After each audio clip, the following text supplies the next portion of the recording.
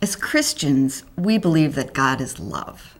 God has provided an abundant creation, enough resources for all people to have adequate nutrition.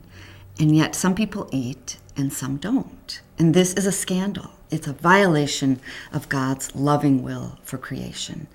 But we can do something about that. We have the opportunity to live out God's love in the world. We have the gift of a voice, and we can speak out on behalf of poor and hungry people. This year we're writing about tax policy, and for me, my eyes want to glaze over when we say the words tax policy. It sounds arcane, it sounds complicated, but you know what? In some ways, it's very simple. Taxes matter. The Earned Income Tax Credit can put dollars in the hands of poor working families to help them meet their basic needs. And that is pretty basic.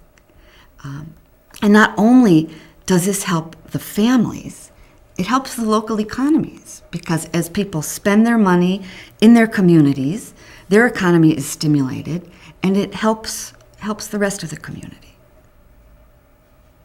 Today, we think of a handwritten letter as almost an antique sometimes, but in that way, I think it is also even more special if today we can take the time out of our technologically crazy, busy world to sit down and reflect and to be intentional about our time together with God and with the people for whom we are writing. And we can say, we are giving more of ourselves by writing this letter. It's almost like writing a love letter, when you probably wouldn't do that by email. You would probably sit down and say, I'm giving more of my time and myself to do this personally. And it says to the people in Congress that I care. I care enough to do that. Jesus asks of us that we love our neighbor. Well, who is our neighbor? Is it the little girl who's struggling to do her homework and can't stay awake because she's hungry? Is it the family living in the car because they've lost their home? Is it the mother who works at a minimum wage and is terrified about being able to fully give adequate nutrition to her children? These and all people are our neighbors. So how is it that we love them? Well, love isn't just a feeling. It's not just a warm fuzzy. It's action. And we have this gift of being able to speak out. And it's our obligation and our gift and blessing to be able to do that.